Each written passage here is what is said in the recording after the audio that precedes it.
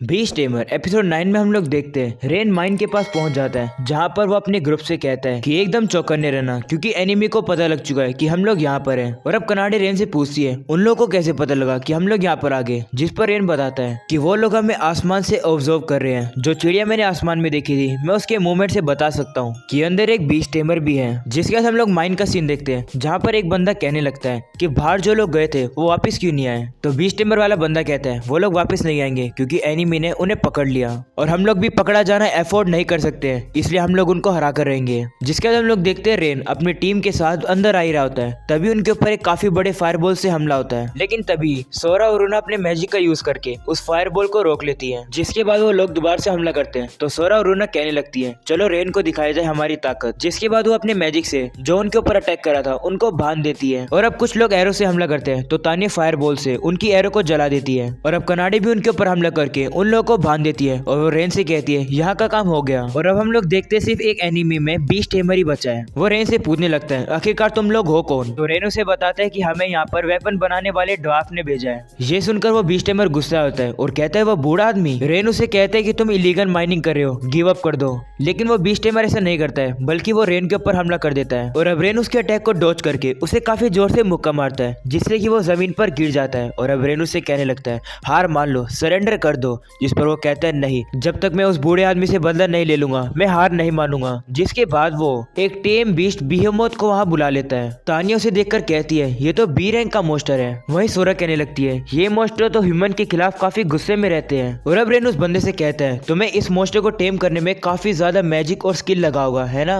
जिस पर वो कहता है ऐसा कुछ भी नहीं हुआ था, मुझे ये तब मिला था जब ये छोटा था और इसका मैंने ध्यान रखा, इसलिए ये मेरे खिलाफ कभी भी गुस्से में नहीं रहता है। जिसके बाद वो बिहेमोथ को ऑर्डर दे देता है कि रेन की पार्टी के ऊपर हमला कर दो। और अब वो मोस्टर रेन के ऊपर हमला कर देता है। रेन उसके अटैक को डॉज कर लेता है, लेकिन उस अटैक की वजह से एक अर्थक्वेक सा आ जाता है, जिसकी वजह से माइन हिलने लगती है। सोरा कहती है अगर ये जगह इस तरीके से हिलती रही तो ये पूरी जगह कोलैप्स हो जाएगी। वही रेन कनाडे को अपनी आंखों से एक इशारा दे देता है और वो भी समझ जाती है। वही तानिया सोरा और रूना से कहती है तुम लोग भी समझ गई ना, जल्दी बाहर चलो। लेकिन वो दोनों रेन को अकेला छोड़ के जाने के लिए थोड़ी सी हिचकिचा रही होती है।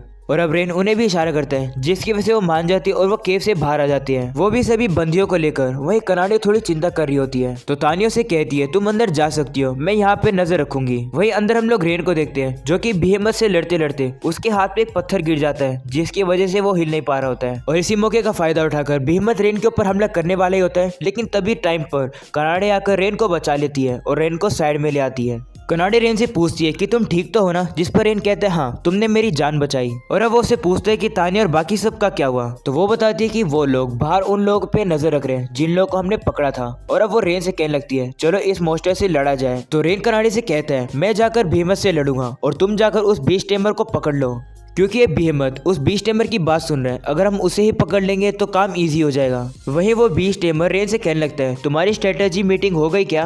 और अब वो कहते हैं तुम्हें इस इलीगल माइनिंग के बारे में पता लग चुका है, इसलिए तुम्हें यहाँ पर मरना होगा। और अब वो बिहेमोथ दोबारा से उनके ऊपर हमला करता है, लेकिन वो उनके अटैक को डॉज कर लेते हैं। वहीं रेन सोचने लगता है कि ये बिहेमोथ की जो पावर है कुछ ज्यादा खतरनाक है, लेकिन इसके जो अटैक पैटर्न है ये काफी ज्यादा सिंपल है। और अब जब मैं इसके सारे मूवमेंट को रीड कर चुका हूँ तो मुझे नहीं लगता कि ये मेरे ऊपर हमला कर पाएगा। लेकिन अगर हम लोगों ने जल्दी नहीं करी तो ये केव पूरी तरीके से कोलैप्स हो जाएगी। और अब रेन उस बिहेमोथ के ऊपर अपने फायरबॉल से हमला करता है। उस बिहेमोथ को थोड़ा डैमेज तो होता है, लेकिन वो डिफीट नहीं होता है। इतने में ही रेन देखता है कि कनाडे ने उस बीस्ट टेमर को पकड़ लिया। और रेन उस बीस्ट टेमर को कहता है इस बिहेमोथ को जल्दी रोको। तो बीस्ट टेमर कहता है अगर मैं मर भी जाऊंगा तो भी मैं ऐसा नहीं करूंगा। जिसके बाद वो बिहेमोथ को दोबारा ऑर्डर देता है कि उन लोगों को मार दो। और अब वो बिहेमोथ रेन के ऊपर हमला कर देता है, लेकिन रेन हर अटैक को डॉज करके भाग रहा होता है। रेन सोचता है कि इसको रोकने का सिर्फ एक ही तरीका है, क्या मैं ऐसा कर पाऊंगा। और अब रेन को याद आता है कि उसके दोस्तों ने उसे कहा कि रेन अब काफी अमेजिंग और स्ट्रॉन्ग बन चुका है। और अब रेन के अंदर कॉन्फिडेंस आता है और वो कहता है मैं ऐसा कर सकता हूँ। वो मोस्टर रेन के ऊपर हमला करने वाला होता है, लेकिन तभी रेन अपने मैजिक का यूज करता है और अचानक से वो बिहेमोथ रुक जाता है। वही बीस्ट टेमर कहता है आखिरकार बिहेमोथ तुम्हें हो क्या गया है, इसे जल्दी मारो। लेकिन बिहेमोथ उस बीस्ट टेमर की बात नहीं मान रहा होता है। तो रेन उसे बताता है कि इस बिहेमोथ को मैंने टेम कर लिया है और ये मेरे कंट्रोल में है, मैंने तुम्हारे कॉन्ट्रैक्ट को ओवरराइड कर दिया है। ये सुनते ही बीस्ट टेमर और कनाडे काफी ज्यादा हैरान हो जाती है। और अब रेन बताते हैं नॉर्मली ये काफी इम्पॉसिबल है कि मैं दूसरे बीस्ट टेमर से उसकी टेम क्यों है मॉन्स्टर को टेम कर सकूं, लेकिन अगर जिस पावर के बारे में सब लोग बात करते हैं कि वो मेरे अंदर है तो मुझे लगा कि मैं ये कर सकता हूँ। वही कनाडी सोचती है कंट्रोल को ओवरराइड करना, मैंने इसके बारे में कहीं सुना भी नहीं है। वही वो बीस्ट टेमर इस बात पर बिलीव ही नहीं करता है और वो भीमत से कहने लगता है मैं हूँ जिसने तुम्हारा पहले ध्यान रखा, मेरे ऑर्डर्स को मानो, मैं तुम्हारा मास्टर हूँ। इतना सब कुछ सुनने के बाद भीमत काफी ज्यादा इरिटेट हो जाता है और गुस्से में आकर उस बीस्ट टेमर को मारने जाता है, लेकिन तभी ही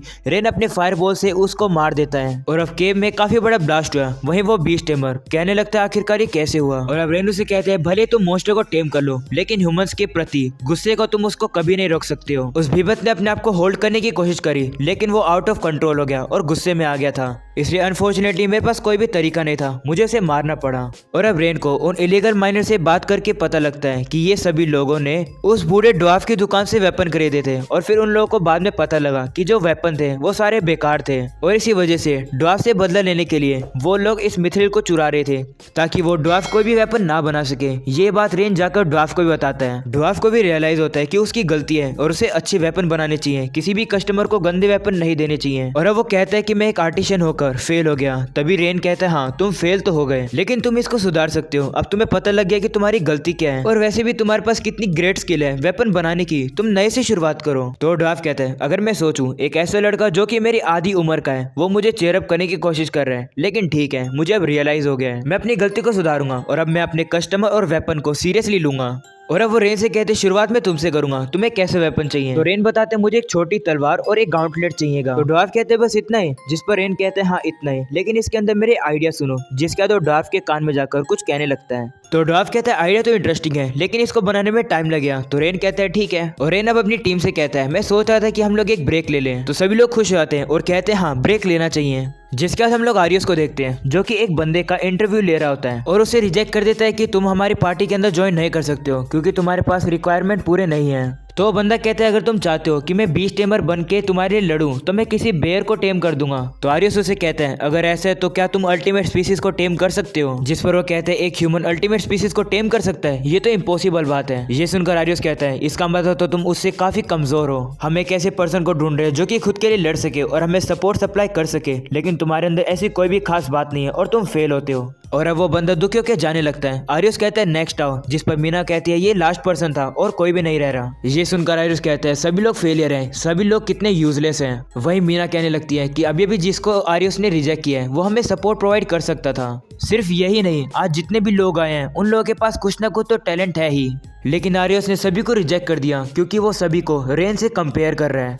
और अगर ऐसे ही चलता रहा तो हम लोग डीमन लॉर्ड को कभी नहीं हरा पाएंगे। जिसके बाद आरियस से जाकर कहती है कि तुम सिलेक्शन की रिक्वायरमेंट को ज्यादा हाई नहीं रख रहे हो। तो आरियस उससे गुस्से में कहता है तो तुम कहना क्या चाहती हो, मेरा जजमेंट गलत है? और अब मीना सोचती है कि जब से रेन गया है तब से आरियस ऐसा बिहेव कर रहा है, मुझे इसको सहन करना होगा क्योंकि यही तो उन लोगों की ड्यूटी है जो कि गॉड को सर्व करते हैं। और अब आरियस से कहती है नहीं मैं ऐसा नहीं कहती, तुम्हारे जजमेंट बिल्कुल सही होते हैं। और अब आरियस कहता है लगता है हमें इस टाउन में और ज्यादा देर रुकना होगा ताकि हम लोग और पर्सन को रिक्रूट कर सके। और अब मीना से कहता है तुम जाके रेस्ट कर लो, तुम थक गई होगी इतने ज्यादा इंटरव्यू के बाद। और अब मीना मान जाती है और वो जाने लगती है। जाते जाते वो आरियस से कहती है कि तुम भी थोड़ा रेस्ट ले लेना क्योंकि तुम्हें आखिरकार दुनिया जो बचानी है। आरियस सोचता है दुनिया को बचाना, जिसके बाद वो ड्रॉअर से एक रिंग निकालता है और उसे देखकर कहता है मैं इसका यूज करूंगा रेन को गायब करने में। वही रेन गिल्ड में आकर रिसेप्शनिस्ट से पूछता है कि जो इलीगल माइनर को मैं कैप्चर करके लाया था उन लोगों का क्या हुआ। तो वो बताते हैं कि उनके एडवेंचर लाइसेंस को रद्द कर दिया गया, जिसके बाद उन्हें काम पर लगा दिया। ये सुनकर रेन कहता है ये तो काफी हार्श पनिशमेंट है। तो रिसेप्शनिस्ट कहती है तुम बुरा मत मानो, उन लोगों ने और भी ज्यादा क्राइम किए थे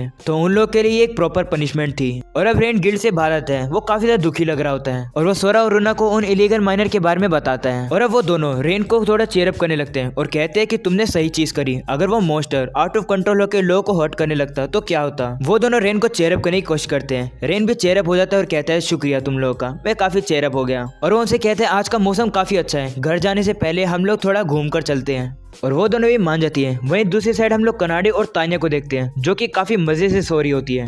वहीं सोरा और रूना काफी ज्यादा मजे कर रहे होते हैं टाउन में। तभी उन्हें एक स्मेल आती है। वो रेन से पूछते हैं कि ये क्या चीज है, तो रेन उन्हें बताते ये हॉट डॉग है। वहीं सोरा और रूना को समझ नहीं आ रहा होता है क्योंकि वो हॉट डॉग का नाम पहली बार सुन रही है। तो रेन उन्हें कहता है ठीक है चलो इसको खाकर देखो तुम लोग। और वो लोग जैसे हॉट डॉग को खाते हैं उन्हें वो काफी ज्यादा टेस्टी लगता है। वो उसको इतना जल्दी खा लेते हैं कि वो लोग कहते हैं कि हम लोग तो इसको टेस्ट ही नहीं कर पाए अच्छे से। जिसके बाद रेन कहता है कोई बात नहीं, हम लोग इन्हें दोबारा खा लेंगे। और अब वो रेन से पूछती है कि हमारे साथ कॉन्ट्रैक्ट बनाने के बाद तुम्हें कौन सी पावर मिली। तो रेन कहते हैं कौन सी पावर, जिस पर वो बताती है कि तुम्हें कनाडे और तान्या के बाद कितनी सारी पावर मिल चुकी है। वैसे तुम्हें हमारी वजह से भी तो पावर मिली होगी ना। रेन थोड़ी देर सोचता है और कहता है मुझे नहीं लगता कि मेरे अंदर कोई पावर आई होगी। ये सुनकर वो दुखी होती है और कहती है मैजिक पावर भी नहीं मिली तुम्हें। तो रेन कहते हैं नहीं तो, जिस पर वो कहती है लगता है रेन ने अल्टीमेट मैजिक सीख लिया होगा। तो रेन कहते हैं अल्टीमेट मैजिक क्या होता है। तो वो बताती है ये फेरीज की एक स्पेशल टेक्निक होती है जिसमें एडवांस और सुपर क्लास मैजिक सरपास हो जाते हैं। वो कहने लगते हैं हम तो अभी तक ये मैजिक नहीं सीख पाए, तुम तो जरूर सीख गए होगे हमसे। रेन से कहने लगते हैं तुम्हारे दिमाग में मैजिकल फॉर्मूला चल रहा होगा ना अभी।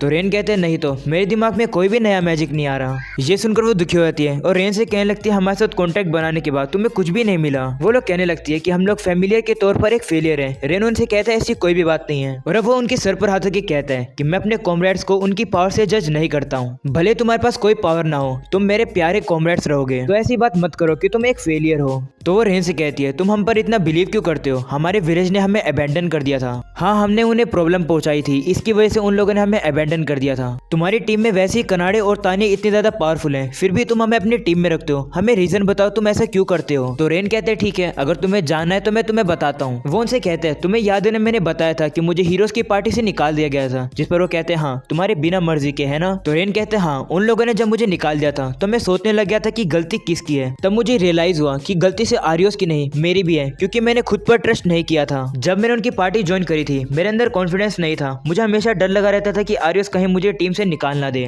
जिसकी वजह से मैं डेस्परेट हो गया था ताकि मैं यूजफुल रह सकूं। लेकिन उन्होंने मुझे टीम से निकाल ही दिया। देखा जाए तो वो एक सैड पार्टी थी। अगर मैं उनके ऊपर ज्यादा ट्रस्ट रखता तो शायद से चीजें अभी डिफरेंट होती। और अब मैं पास्ट को चेंज नहीं कर सकता, इसी वजह से ऐसी पार्टी बनाना चाहता हूँ जिसके अंदर कॉमरेड एक दूसरे के ऊपर ट्रस्ट करें। और अब सोरा पूछती है जब तुम कॉमरेड्स की बात करते हो तो क्या हम लोग भी उसमें इंक्लूडेड हैं। जिस पर रेन कहता है हाँ ऑफ कोर्स तुम इंक्लूडेड हो। रेन की बात सुनकर उन्हें काफी ज्यादा खुशी होती है। वहीं पर रूना खड़ी हो जाती है और कहती है इतना हैवी टॉपिक सुनने के बाद तो मुझे भूख लगाई। तो रेन कहते हैं ठीक है हम लोग कनाडे और तान्या को भी जगा लेते हैं और हम लोग लंच कर लेंगे। वही रेन ये देखकर खुश हो जाता है कि सोरा और रूना वापिस से अब नॉर्मल हो चुकी है। वो लोग चले रहे होते हैं तभी एक बंदा उन्हें रोक लेता है और वो सोरा और रूना से पूछने लगता है आखिरकार तुम्हारा नाम क्या है। तो वो उससे कहती है हम लोग अचानक से तुम्हें अपना नाम क्यों बताएं। जिस पर वो कहता है मैं पूछ रहा हूँ ना, मुझे जल्दी बताओ। तो वो दोनों अपना नाम बताती है, जिसको सुनने के बाद वो बंदा कहता है तुम्हारा नाम तो अच्छा है और तुम दिखने में भी इतनी बुरी नहीं हो, और तो और तुम दोनों ट्विंस भी हो, इससे तुम वर्दी हो कि मैं तुम्हारे साथ खेल सकता हूँ। और अब वो उनसे कहता है मैं तुम्हें पसंद करता हूँ, अब जल्दी से मेरी बंदियां बन जाओ। ये सुनते ही सोरा, रूना और रेन काफी ज्यादा हैरान हो जाते हैं और यहीं पर हो जाता है यह एपिसोड खत्म। तो गाइस जब पसंद है तो लाइक करना, चैनल को सब्सक्राइब करना। मैं मिलूंगा आप लोगों से इसके नेक्स्ट एपिसोड में, तब तक के लिए पीस आउट।